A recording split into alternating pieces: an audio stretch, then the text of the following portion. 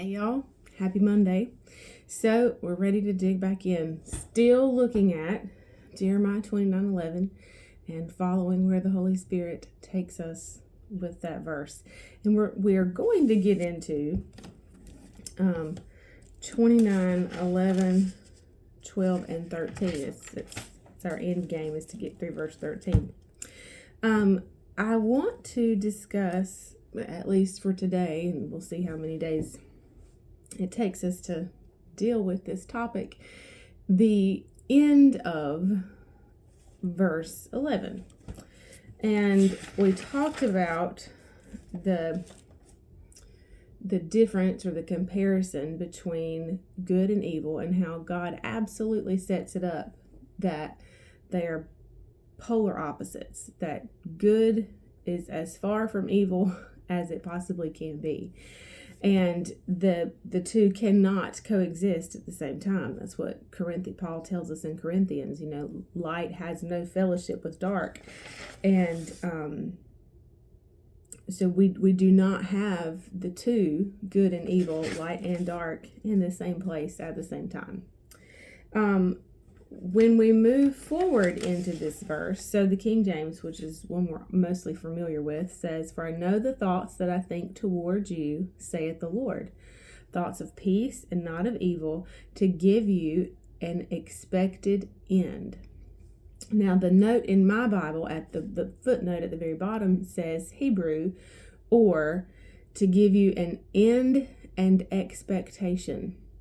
So what I have done that I want to go through today is to just read like we did with the thoughts of peace, plans for welfare and peace. Like we read all the translations of that section of the verse. That's what we're going to do today with the end of that.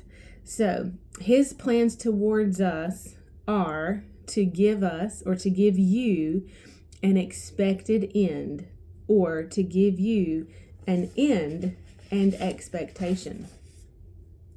The Amplified says, his thoughts towards you, that his thoughts, God, his thoughts towards you are to give you hope in your final outcome. His hopes and his plans and his thoughts towards you are a future filled with hope.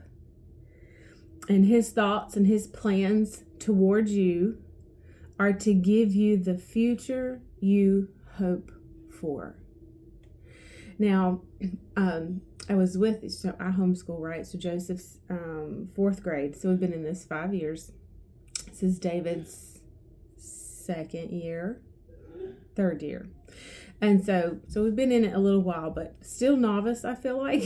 We're still learning every step we go along the way. But I was at a mom's night out this past week, and one of the moms she's got 4 kids in the community, and her 2 oldest daughters, one's in the upper classes. They're middle school, early high school age. And even with her son, who is 7 or 6, she said, this week we are reinforcing truths. We're working on truths. And I thought, can you please just teach a class on that? Because when we, again, like we said last week, we have to make up our mind to determine that this is what God called us to do. This is not what God called us to. And so determining those truths and setting those boundaries down within the depths of our soul gives us an anchor. That's what Hebrews says. We have this anchor, this hope as an anchor for our soul. And so when we are settled, when truth is settled, then we have boundaries.